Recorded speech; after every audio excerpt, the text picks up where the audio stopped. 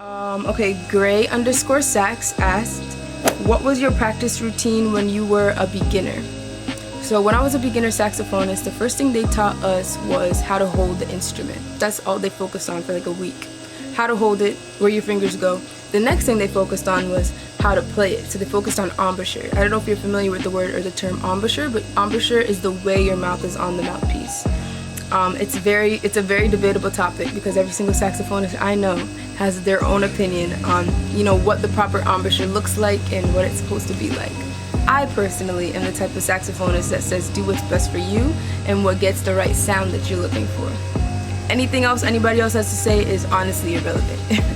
But we focused on embouchure for the next week, and then after that we started scales. The G major scale, concert B flat scale, and we just practiced that for another week. And then after that we just added on more scales. So my practice routine, I would say, when I was a beginner was just scales, major scales, and that's literally it. And that's one of the first things you're probably most likely going to have to learn when you become a saxophonist, because you can't do anything else without knowing your scales. You can't transcribe without knowing your scales. You can't improvise without knowing your scales. You can, but it's not as efficient, because once you know your scales, then you can associate it with key signatures, and you can associate it with different keys, major and minor, modes, etc.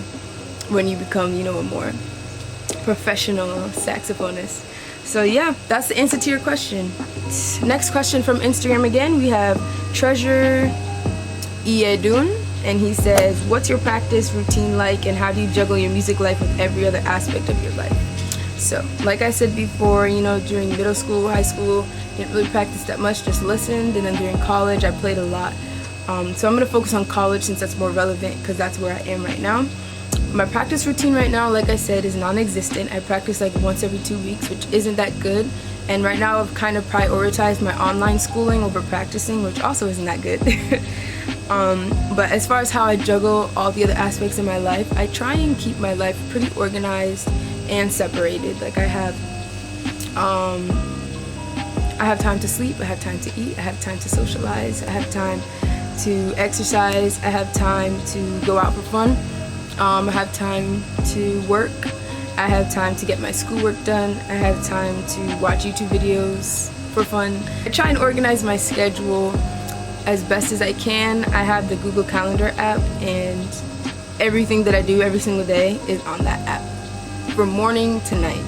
So I try and organize every other aspect of my life that way, and then the practicing just comes in every 2 weeks or so. Alright, we're gonna scroll down. We got another question from Instagram.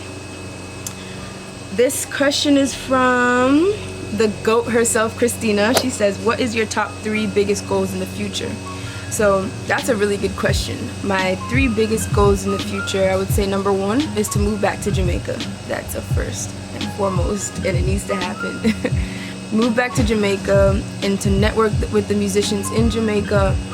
And this big goal has a lot to it because not only do I want to be able to network with those musicians, but I want to build something off of that. So that leads to my second goal, which is to launch a Berkeley location in Jamaica, which I'm currently working on right now with Berkeley, which is going to be super exciting. Stay tuned for that. And that's a really big goal of mine because not only am I originally from Jamaica and was born there and grew up there, I have so many other friends and family still there who are, eager to get more musical opportunities there, and I really want to be able to use my privilege as a person living in the United States of America to bring that to them. So that's my second big goal.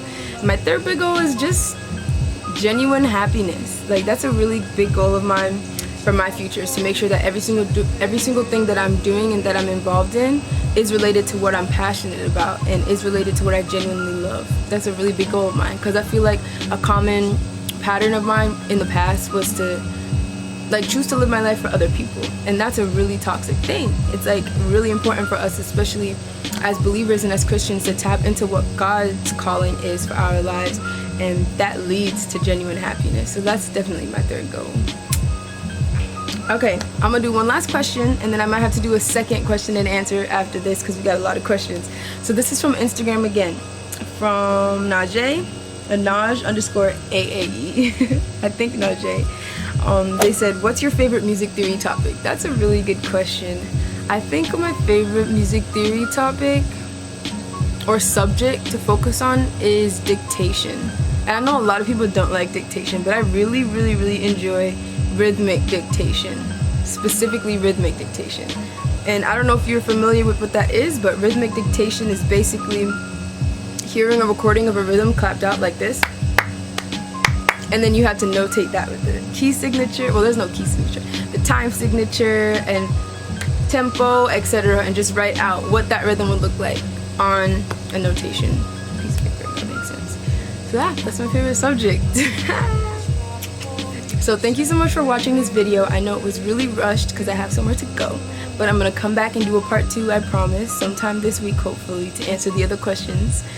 Thank you for tuning in, and I hope that I'll see you in my next video.